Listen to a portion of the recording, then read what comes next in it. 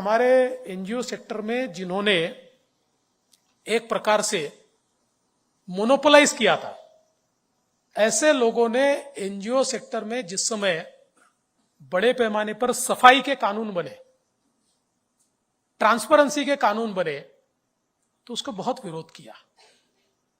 और जिसका उल्लेख प्रफुल्ल ने कहा, मैंने स्वयं ये देखा कि देखिए, जब भी कोई विकास का प्रकल्प होता है तो एक दूसरा पर्सपेक्टिव होता है और उस दूसरे पर्सपेक्टिव को भरना ही चाहिए।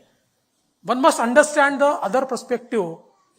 लेकिन जब यह ध्यान में आता है कि this is not the other perspective, ये तो एक प्रकार से बिजनेस है, आंदोलन जीवी लोगों का बिजनेस, ये जब ध्यान में आता है और वही लोग हर जगह दिखते हैं, उनके अकाउंट में अलग अलग जगह से पैसा आ रहा है, तब मन में शंका पैदा होती है कि भारत जिस गति से प्रगति कर रहा है, तो भारत की प्रगति से दुनिया तो खुश नहीं होगी, भारत ही खुश होगा। क्योंकि जब हम प्रगति करते जाते हैं, जैसे हमने ब्रिटेन को पीछे छोड़ दिया तो ब्रिटेन ने तालियां थोड़ी बजाई होगी, मन ही मन में गाली दी होगी कि ये कैसे आगे चले गए।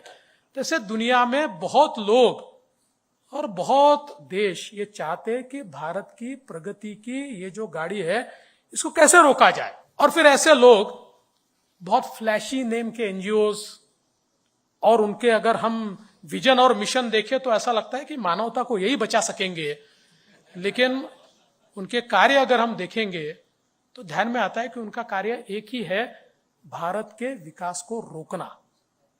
और इसलिए ऐसे लोगों को रोकना ये जरूरी है। आज इस बात में कोई दो राय नहीं हो सकती कि अगर हम विकास में सस्टेनेबिलिटी नहीं लाएंगे तो मानवता के सामने एक बहुत बड़ा प्रश्न खड़ा होगा, और खड़ा हो चुका है। सस्टेनेबिलिटी की आवश्यकता है ही, सस्टेनेबिलिटी के सिवाय हम आगे बढ़ ही नहीं सकते।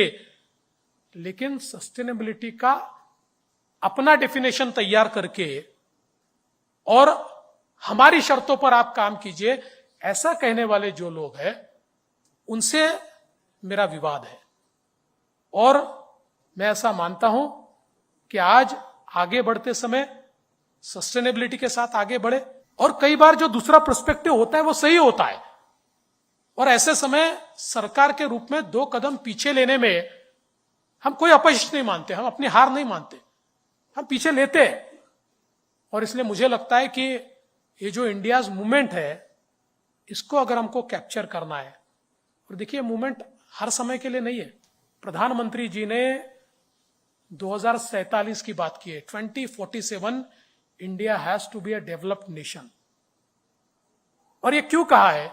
हमारा डेमोग्राफिक एडवांटेज ये 2035 में पीक पर होगा, उसके बाद भी आगे 15-20 साल उसका फायदा हमको होगा, लेकिन उसके बाद हम लोग जिस प्रकार से आज डेवलप्ड इकोनॉमीज की परिस्थिति है, वहां एजिंग पॉपुलेशन बढ़ रही है, एक साइकिल है।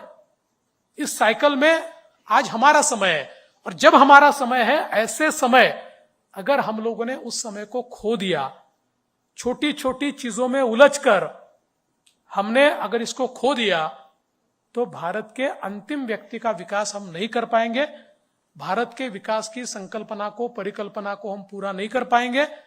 इसलिए मैं ऐसा मानता हूं, यही वो समय है कि जब हमको दृढ़ता के साथ आगे बढ़ना होगा, समाज और देश की भावना को जागरूक रखते हुए आगे बढ़ना पड़ेगा, और अपना कर्तव्य क्या है, अधिकार तो सबको पता है, लेकिन अपना कर्तव्य क्या है इसको समझकर आगे बढ़ना पड़ेगा। तो निश्चित रूप से उस भारत की जो संकल्पना हमने देखी है कि जो भारत विश्व में एक ऐसा देश जो विश्व को दिशा दे रहा है, ऐसा भारत हम तैयार कर पाएंगे। मैं फिर एक बार Y4D को बहुत बहुत शुभकामनाएं देता हूं। ऐसा ही आपका काम चलता रहे, आपकी प्रगति चलती रहे। ठळक घडामोडींसाठी देशोन्नती न्यूज चॅनलला सबस्क्राइब करा आणि बेल आयकॉन प्रेस करा।